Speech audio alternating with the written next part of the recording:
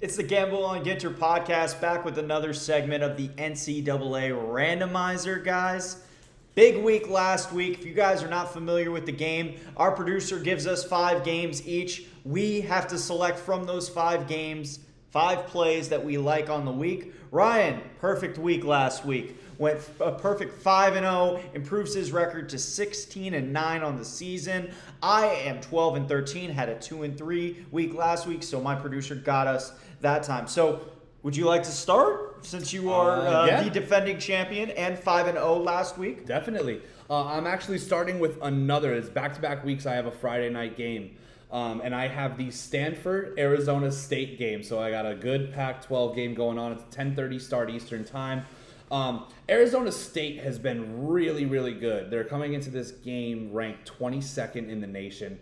They're averaging over 440 yards on offense. 200 of those yards are coming on the ground. Now, Stanford's giving up over 200 yards, 212 yards to be exact, against the rush this year. So I think this is going to play right into what Arizona wants to do. They're going to want to get out early. They're going to want to run the ball, control the clock. Not in love with this 13-point spread that Arizona's coming in with.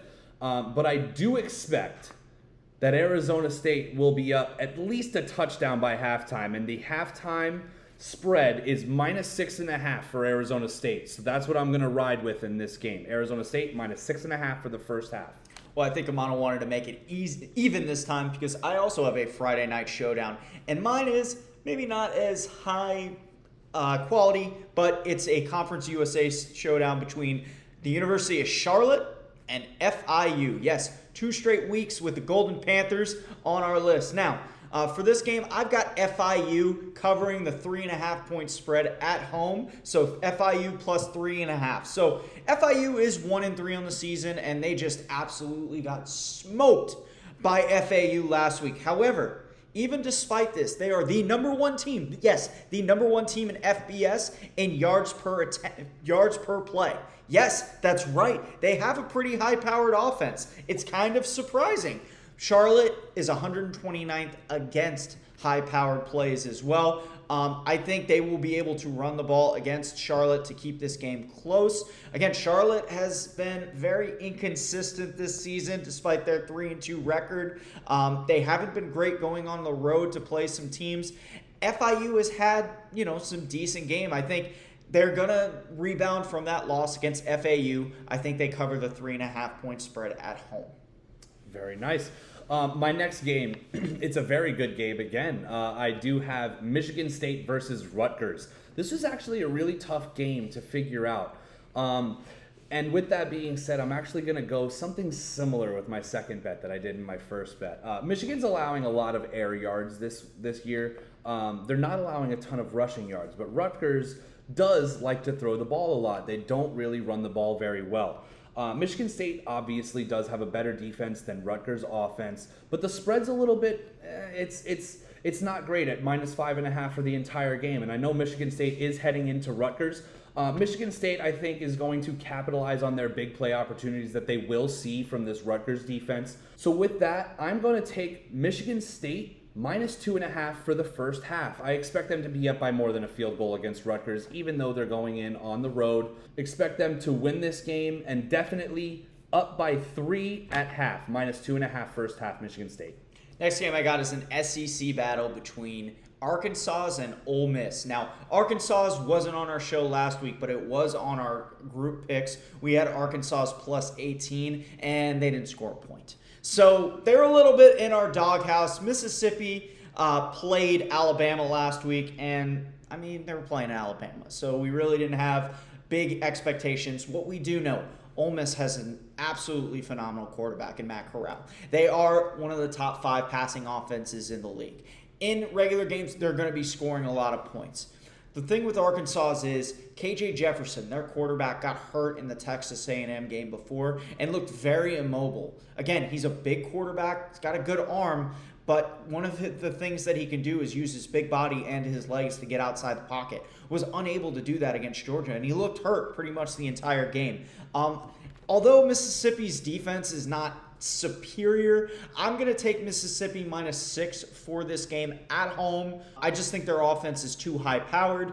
The Arkansas's defense definitely showed some holes, even though, again, as a whole, I don't think they did too bad against Georgia. They just didn't score any points. They're going to need to score points in this game to stay in it. Give me Mississippi -6. Very nice. My next game coming in, it's another really, really good game this weekend. It's going to be Oklahoma versus Texas. You seem to get Oklahoma every week. Except for last week. You did have Oklahoma last week. The Red River Shootout. This is going to be a really, really good game. Texas has been scoring a ton of points recently. They've scored over 105 points between their last 2 games. Like I said, both teams can really score. Oklahoma, as we all know, has underperformed to this point for what we thought they were going to be. Not only offensively, but also Spencer Rattler he's been putting up great numbers, but he hasn't been putting together great games per se. With that being said, I think this is going to be the breakout game. Now, Pete, I know you thought last week was about to be Oklahoma's breakout game. I don't think they're going to blow out Texas. I think they're going to put up a ton of points, and it's going to be against a ranked opponent, and it's going to open a lot of people's eyes to this Oklahoma offense, and I think they're going to be exactly where we thought they were going to be at this point in the season. So I'm going to take over 61.5, knowing that Texas is giving up over 400 yards a game. And Oklahoma is going to absolutely take advantage of that fact. Like I said, it's going to attribute to their breakout party. I think Rattler's going to be responsible for 5 touchdowns in this game. Wow. I'm going to go over 61.5 at -115 for this game. And don't forget, Oklahoma would have won last week and would have covered the full spread if it wasn't for a late kick return by Kansas State. They looked a lot better against a pretty good Kansas State defense. Next game, we're going to stay in the Big 12 for this next game. West Virginia takes on Baylor in what should be a very defensive matchup. Now, you've heard this, if you've watched some of the episodes before, you've heard me say this. This is a trap line, right? Bring the sirens, let them out. This is a trap line. Guys, it's these 3-point spreads that they give to your team where it's like, this doesn't make a lot of sense. West Virginia, they've been a very Jekyll and Hyde team. They lost to Maryland on the road, looked terrible. They beat Virginia Tech, being the first trap line of the season, which Virginia Tech looked like a really good team. Right. Afterwards, they won at home. Then they cover against Oklahoma. They do not win, but a 16-13 game with Oklahoma. And then they lose at home to Texas Tech. Hard to make heads or tails of this team. And Baylor themselves, again, good defense, has been great this season, but why are they only 2.5-point favorites at home? This is a trap. Give me Baylor -2.5 for this game. Their defense has been really, really spectacular. I have not seen enough from West Virginia's offense that makes me think they're going to turn it around. A lot of good defenses in the Big 12, and Baylor has been good at home. I expect them to be able to cover that spread, win by a field goal against a West Virginia team that they're too inconsistent. All right, in my 4th game, we're going to keep the theme rolling. I've got another fantastic game for you guys. Georgia versus Auburn. This is going to be an elite SEC matchup. Now, we saw what Georgia was able to do against Arkansas, who we really thought was not the real deal, but definitely better than an 18-point spread that they were getting. And they were absolutely dominated on the defensive side of the ball. Georgia just shut them out completely. Georgia's giving up 177 yards a game. 177 yards a game. Auburn has started off fantastic, and their offense is putting up over 500 yards per game. It's, again, not happening this week. Not against this Georgia defense. They are elite. Georgia's going to be able to stop Bo Nix's legs, which is probably the most dynamic part of this Auburn's offense. Going to completely neutralize him in that sense. He's not an elite passer. He's not going to be able to get anything going against this Georgia defense, and Georgia's not a special offense either. Their key to success is going to be their defense, and for that reason, I'm taking under 48 points in this game. I don't think Auburn's going to put up a ton of points, and I really don't think Georgia's going to put up a ton of points either. Under 48 -125. I got another Conference USA game for you guys. I was given a second one in the randomizer this week, and another team from South Florida. It's the Fau Owls versus the UAB Blazers. Yes, I have the Blazers for the second week in a row, guys. Again, we mentioned last week they were opening up a new stadium to a ruckus crowd. And they got smoked by Liberty, called by yours truly.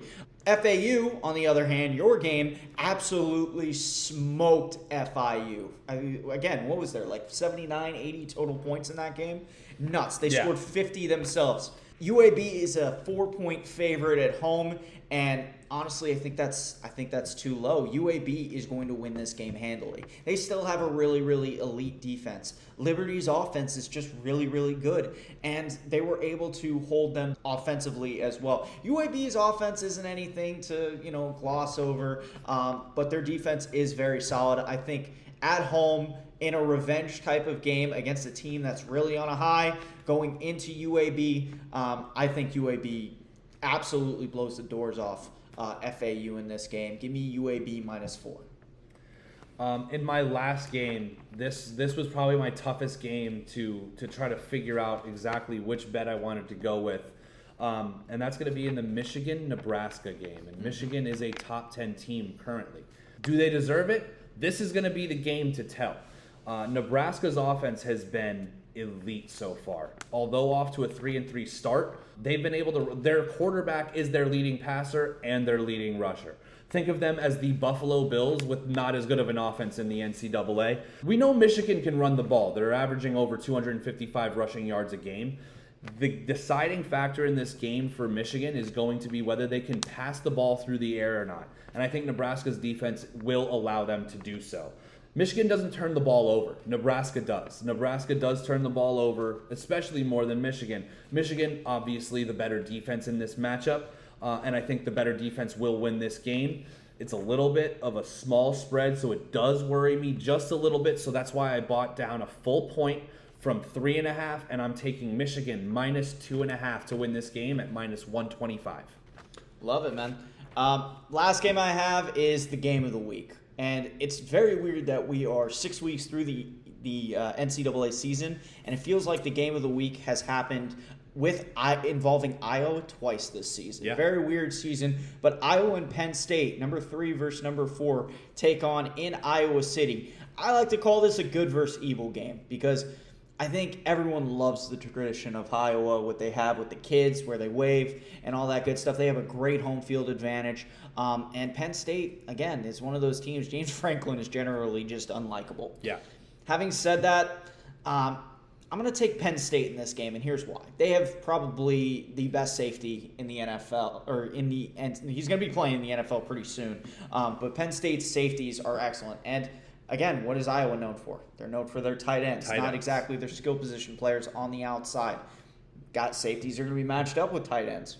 I like Penn State in this game with the plus points. Usually a very close matchup. You can throw last year's matchup. Penn State isn't the team they are this year. I don't like either offenses. I mean, the over-under for this game is like 42, and I'm not even willing to touch the over in this game at all because both defenses are top 5 defenses in the league. So in a close game, I'm going to take the points.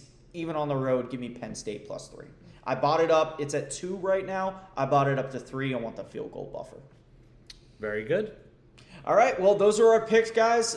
If you got your best bets, leave them in the comments below. But thank you for watching this episode, and we'll see you again next week.